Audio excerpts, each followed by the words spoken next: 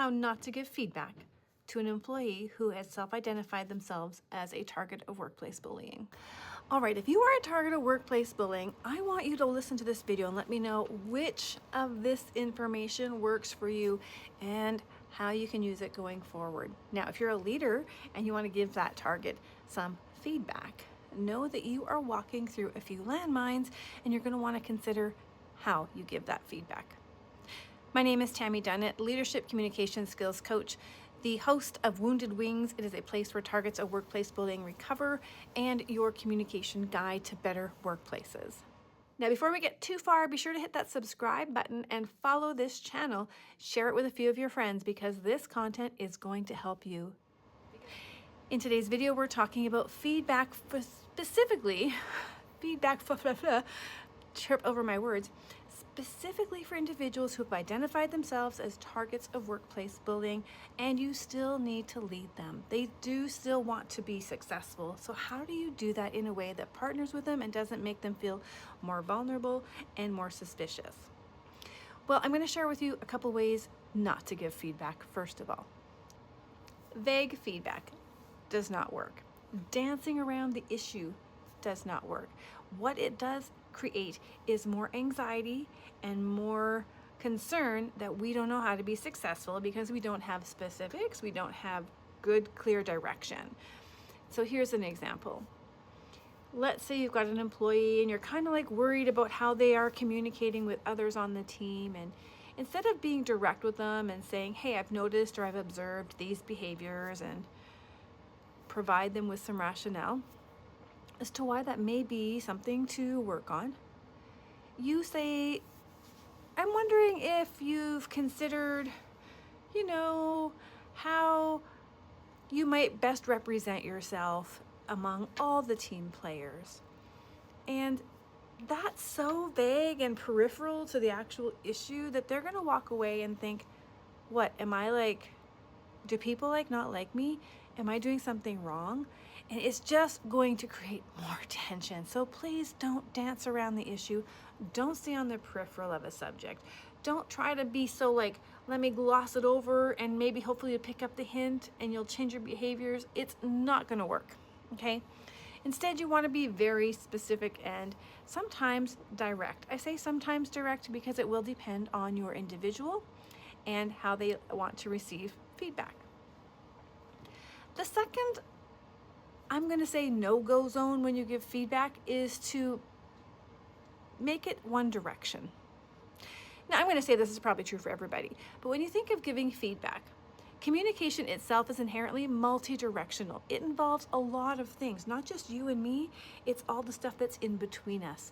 Our beliefs, our perspectives, our views, our expectations, our roles, our mood, our energy, our hunger status. All of that is here in me, and it's all in there with you. And then there's everything that's in between us. So there's noise, physical noise, external noise, distractions. And so all of this stuff needs to be considered in feedback as well. Communication is two-way street, so is feedback. So if you go in thinking feedback is from me, the leader, to you, the report, you're going to get it wrong. You're going to get it wrong in the sense that it will be heard, they might act upon it, but it's going to feel punitive. I don't even think you could set it up to not be punitive if you just come in and say, hey, Tammy, I've noticed that your behavior in meetings is such that you roll your eyes every time I speak. The impact is that it's distracting and I think you don't respect me. And what I'd like to see you do going forward is to refrain from rolling your eyes and ask your questions if you have them.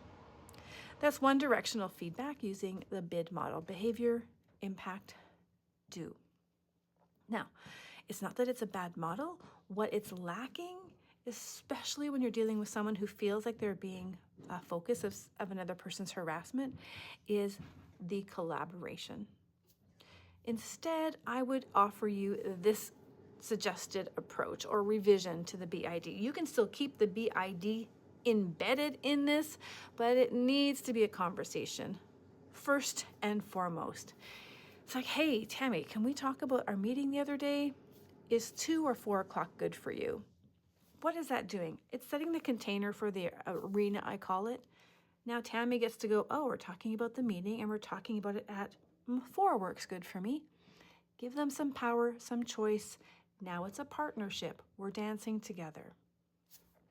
When you get in the meeting, rather than just give your BID or behavior, impact, and do, get curious first, because Tammy might have a really good reason for those eye rolls, whether or not it's appropriate, but you don't understand what's behind it. So get curious first and say, hey, let's talk about this. Now, it's okay to say, hey, listen, I noticed in the meeting you were rolling your eyes, and I'm just really curious to understand what's going on because it was distracting for me. So can you take me back to that time and just let me know what you were thinking and what you were worried about, what your thoughts were? Engage conversation. Sometimes people don't know they're rolling their eyes. Now, I remember being called out for my eye rolling once, and it was an important observation for me. I'd been in this back and forth conversation with a colleague who was talking about my shoes for nursing.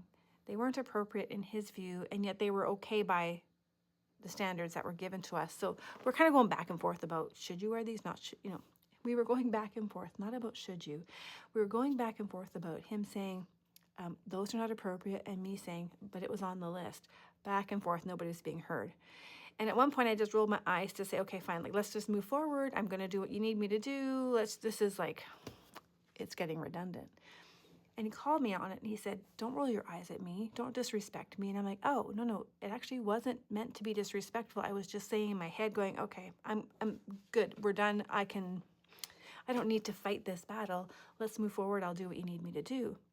Important for me to know how my eye roll was being received, but also important for me to recognize that people can't see inside my head, and I need to articulate a little bit more. So this is an opportunity to say, hey, like, I don't want to like misjudge or jump to any conclusions, so let me know what was going on for you in that meeting. Open up the conversation. This is going to allow your employee to feel like you care about them, you're curious to know what they're thinking, and you're going to get more information, better information to help you decide what you want to do coming next. Once you've had that conversation, that dialogue back and forth, well, then you can say, well, when you rolled your eyes, the impact was, and what I'd like you to do instead is raise your hand if you have a question. Does that feel like a reasonable solution for you? Again, partner with the solutioning rather than dictate the solution. This is going to help your target of bullying still be coachable in the workplace. So if you are leading an individual who is going through the experience of workplace bullying, they've brought the situation forward, and you're still navigating those waters together, know that you can still be the leader that they need. It just requires you to be in conversation with them. Be clear about what the observed behaviors are, what that impact is, and how it can be shifted going forward. But more important than that, be clear on that partnership. You will have more buy-in, more trust if you do that.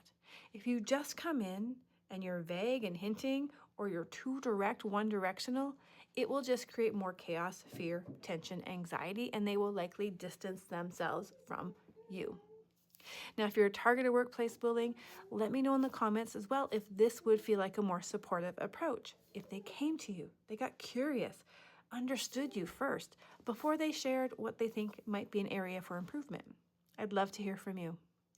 Again, my name is Tammy, and in this video, we talked about how to give feedback to an individual who is journeying through workplace bullying and has identified themselves as a target, so that both the target can feel supported and heard and seen, and the leader can feel like they can step in and stand in there to help guide and nurture them as well. Be sure to subscribe, follow this channel, and share it with 1, 2, 5 friends, whoever you think needs to hear this today. If you're looking for support and resources, if you're a leader or you're the target of workplace bullying, connect with me below. You'll see in the description box many ways you can work with me, one-on-one, in group setting, bring me in for a workshop, hire me as a keynote. I talk on all of these topics. We'll talk soon.